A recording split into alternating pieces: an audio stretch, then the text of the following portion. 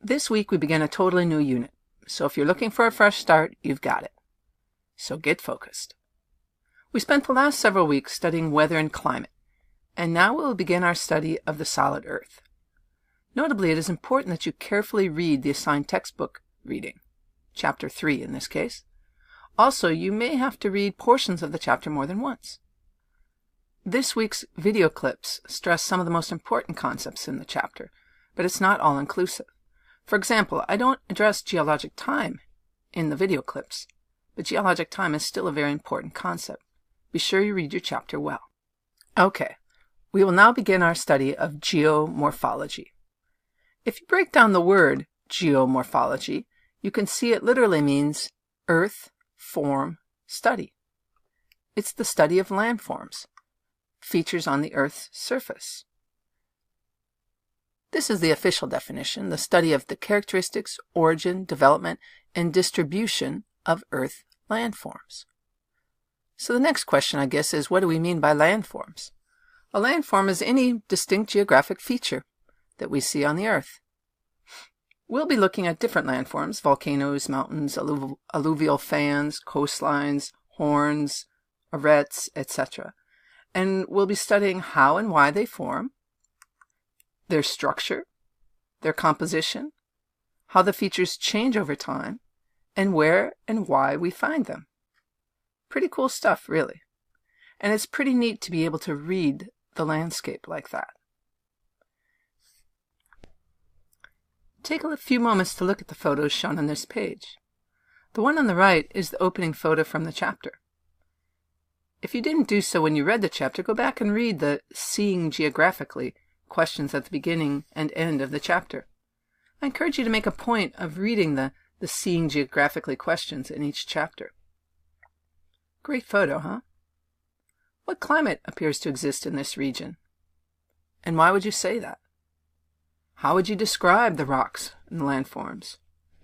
And what do you think caused some of these features that you see in this figure on the right? Based on your textbook reading, what type of rocks do you think are present in this photo? Why? Anyway, the American Southwest is a great place to study rocks and landforms because they're readily available for us to see them.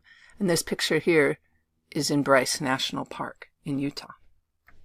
As we begin our study of Earth landforms, we first need to have a general understanding of the Earth's structure and composition. How is the Earth put together? And what is it made out of? Well, first, the Earth has a layered structure. And notably, there are two ways that we can discuss the layered structure of the Earth. We can identify the Earth's layers based on the composition of the layers, that is, what the rocks are made of, or we can identify the layers based on the physical properties of the layers, how they act. First, we'll discuss the Earth's layers based on composition. There are 3 layers, each made of a different material. The layers are called the crust, the mantle, and the core. You should memorize these 3 terms and also memorize what they are made out of. First, we'll begin with the crust, the outer layer,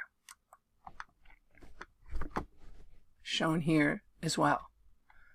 So this crust is the outer layer, and obviously the Earth's crust is made out of many different rocks. Otherwise, rock identification in geology lab would be pretty easy, right? However, we can make some pretty good generalizations to try to simplify things a bit. In particular, if we're looking at what the crust is composed of in the ocean crust is made out of a rock called basalt, which is a dense black volcanic rock. Other things to note about the oceanic crust is it's only about 5 miles thick, which is very thin compared to the 7,900 mile diameter of the Earth. So this basalt contains a lot of iron and is quite dense, roughly about 3 grams per centimeter cubed. On the continent, there's different rocks that dominate. And of course, the continental crust is really composed of many different rocks, but overall the composition approximates granite. So we say the continental crust is composed of granite. Another thing you can see on this diagram is that the continental crust is much thicker than the oceanic crust. On average, it's about 25 miles thick. And this granite that makes up the continental crust is much less dense than the oceanic crust. The density is about 2.7 grams per centimeter cubed. All right, so if you were asked what the composition of the Earth's crust was, you should ask me which part of the crust. The oceanic crust is made out of basalt, and the continental crust is made out of granitic material, granite. Next, we'll move deeper into the Earth, and we're in the layer called the mantle. The mantle makes up the greatest percentage of the Earth in terms of the three layers, and over 80% of the Earth by volume would be considered mantle material. The mantle is about 1,800 miles thick, and it's primarily composed of a rock called peridotite. Peridotite is also very iron-rich, and the density of peridotite is actually greater than basalt. It's 3.3 grams per centimeter cubed. Moving deeper in, we now are in the core. The core is the third layer, the inner layer of our three layers, and it's at the center of the Earth. There are two parts to the core, the outer core and the inner core, but for now we'll treat them together because they're both made up primarily of iron and nickel. The core is about 2,200 miles thick, and as you can imagine, if it's made up primarily of these metals, it's very dense, at about 11 grams per centimeter cubed. So in summary, if we're talking about the layers of the Earth based on the composition of the layers, we have three layers: the crust, the mantle, and the core. The crust is made out of basalt in the oceans, granitic rock on the continents. The mantle is made out of peridotite, and the core is made out of iron and nickel primarily. Next, let's discuss the Earth's layers based on how the different layers act, their physical properties. There are 5 layers if we focus on the physical properties of the layers. For physical properties, for our purposes, we're going to be primarily interested in whether the layer is solid or not solid. So there's 5 layers based on physical properties: the lithosphere, the asthenosphere, the lower mantle, which some textbooks call the mesosphere, the outer core, and the inner core. On this diagram, you can see that only 3 of the layers are shown: the lithosphere, the asthenosphere, and the lower mantle. But on the other future diagrams, we'll see the outer and inner core as well. So first, let's consider the outer layer, the lithosphere.